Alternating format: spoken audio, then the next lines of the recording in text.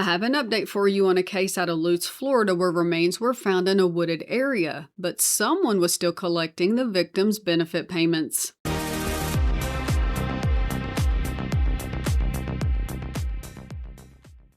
On August the 8th of 2025, around 11:20 in the morning, Hillsborough County deputies were called to a wooded area in the 19,100 block of Ramblewood Road in Lutz, Florida, for a report of possible human remains. A county maintenance crew was working in the area and they found a large blue bag about 15 to 20 feet off the road in a tree line.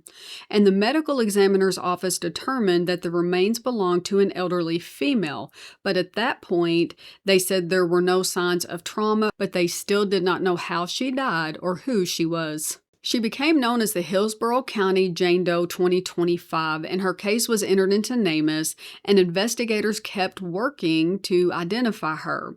And the detectives asked the Florida Department of Law Enforcement, or the FDLE, for help in identifying the woman, and the FDLE applied for and received federal grant funding from the Bureau of Justice Assistance through its Missing and Unidentified Human Remains program. Now, this is a federal agency within the U.S. Department of Justice that awards grants to help law enforcement agencies pay for work like advanced DNA testing for unidentified remains. And in October of 2025, evidence from the remains were sent to Othram Labs, and they built an SMP profile which allowed its forensic genetic genealogy team to search for potential relatives, and then those potential relatives are given to law enforcement to investigate. So it's not like they spit out a name and say Melissa Compton's guilty or she's related to the guilty person.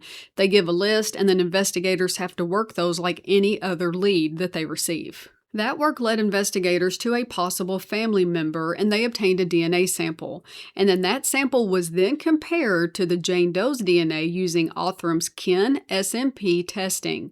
And by April of 2026, investigators were able to positively identify the Hillsborough County Jane Doe 2025 as 78-year-old Jacquelyn Cirone. Now they can move forward with the investigation to figure out what happened, and this took a turn that I did not see coming. I don't know if they saw it, but this is not what I was expecting. Hillsborough County detectives determined that Jacquelyn's niece and caregiver, 64-year-old Rebecca Stewart Vaughn, had disposed of Jacquelyn's remains in the woods after her death rather than reporting it to authorities. Vaughn was arrested by the Hillsborough County Sheriff's Office on April the 20th of 2026, and she was booked that afternoon on 3 felony charges: tampering with physical evidence, failure to report a death with the intent to conceal, and unlawfully holding or moving a dead human body in unapproved conditions. And on the next day, April the 21st of 2026, she was released on a $7,500 total surety bond. So here is where this did not go in the direction I thought it would go. Your aunt dies. Your family dies. And rather than call the authorities and someone come out, you take her to a wooded area. That just seems cruel to me. I don't understand why she would do that. Then on May the 8th, federal prosecutors announced an indictment against Vaughn. The indictment alleges that after Jacquelyn died, Vaughn wrapped her body in blankets, sheets, and plastic bags, placed her in a mattress bag, and disposed of her body in a wooded lot near a wastewater treatment plant. Federal prosecutors also allege that Vaughn falsely represented that Jacquelyn was still alive, allowing Jacquelyn's Social Security benefits and pension payments from the teacher's retirement system of the city of New York to continue. Vaughn is charged federally with 4 counts of wire fraud and 1 count of theft of government money. Prosecutors allege more than $75,000 in Social Security and New York City pension benefits was collected and spent after Jacquelyn died, and the government is now seeking forfeiture or the return of those proceeds. So there's our why.